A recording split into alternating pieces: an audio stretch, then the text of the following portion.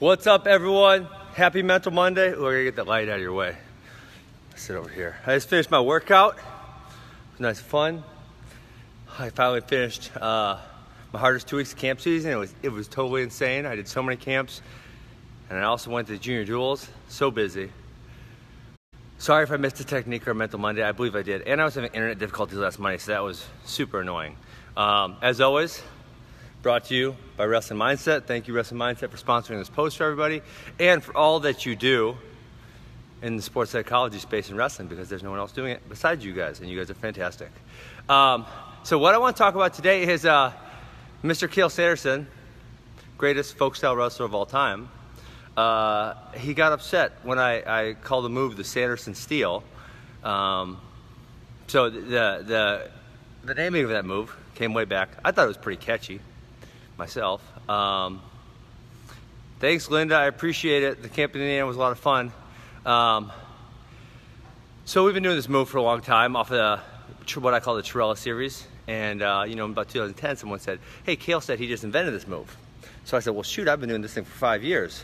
So I'm going to call it Sanderson Steel, because probably subconsciously he saw me do it and he took it from me. And then I just told that story, essentially. Told it a little more in depth, but told that story on a flow technique video.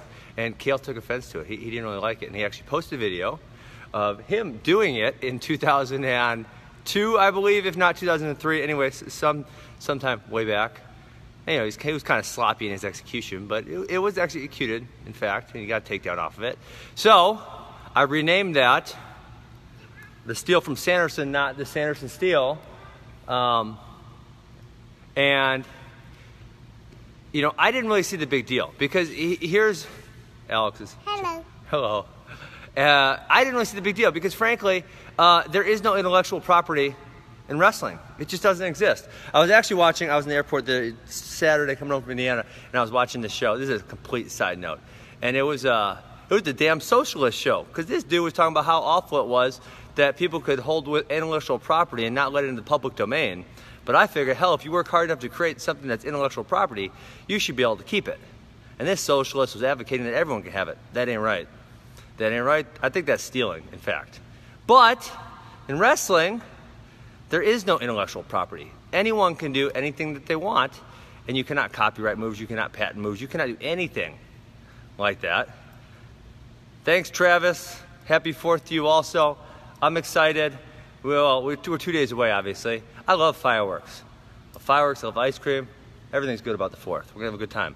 Like the 4th of July. I don't know. If you don't like the 4th of July, you must not be a great patriot. Anyways, back to my point. In wrestling, there is no intellectual property. You can steal whatever you want. And when I was growing up, everyone would always ask me, what's up, Amy Chuck? I haven't seen you in years. Hey, I'm coming to Pittsburgh in August. We should hang out.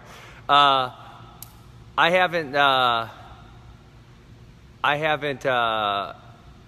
talked about this in a while, but when I was coming up, I would almost never, ever, ever watch video of myself or my opponents. The only thing I ever watched wrestling video of, and it was a lot more challenging back then when there wasn't Flow Wrestling.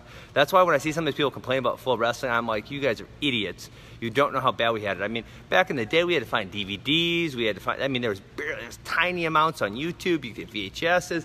You just kind of have to figure out how to watch wrestling. It took a lot of work. It took way more work than there was today. So anyways, when I was coming up, I would never watch myself or my opponents or do any scouting. All I would watch was great wrestlers, because I figured if they became great, they were probably doing something really well. And if they were doing something really well, I could probably steal it. Okay? Because I wasn't great yet. Wasn't that good yet. So I'm thinking, hey, what does Dave Schultz do? What does he do that I can do? Hey, what does John Smith do that I can steal from him and do? What does Cael Sanderson do that I can steal and do? Right? And so I'm watching all these wrestlers and thinking, well, what is it that makes them so great? What can I steal from them and incorporate it in my own arsenal? And so frankly, when I'm watching wrestling in 2018, and there's some really high-level scramblers, but a lot of these dummies, they're failing to get the answers for problems that had solutions over a decade ago.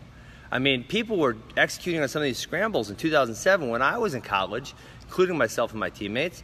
And some of these guys today, they get on some of these scrambles, which I think are Scramble 101. I think You should have known them a decade ago, but because they fail to watch other people and because they fail to steal from them and what they're doing, they're not getting it right, and they're losing in those situations. So I encourage all of you wrestlers, I guess parents, it's hard for you, maybe encourage your wrestler to watch a little more film of great wrestlers.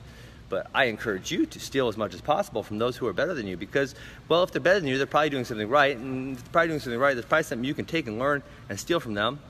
What's up, girl? Maybe it's their mental approach. Maybe it's their technical. Maybe it's how strong they are. Maybe it's a strategy, okay? But there's definitely something we can learn from watching people that are better than us, which is why I was so perplexed that he was offended by me saying he stole it. Because, frankly, I would have thought it was fantastic if someone was stealing from me. So, anyways, Kale, I owe you an apology. You did, in fact, do the move prior to when I was doing the move. I have renamed it the Steal from Sanderson instead of the Sanderson Steal. Although, I don't know that the name is as catchy. The Sanderson Steal was a pretty damn catchy name. Pretty fantastic. So, that's all I got for you guys. Obviously, we got the 4th of July in 2 days. We got a little Fargo mini training camp at AWA before that. And we only have, I believe it is 12 days till Fargo starts. Maybe 13. Not very far from now. So, be a thief. Steal everything you can steal. Because it's way easier than making it up yourself. Peace. Have a great Monday. Alex, just say bye to everybody. All right. Have a good day.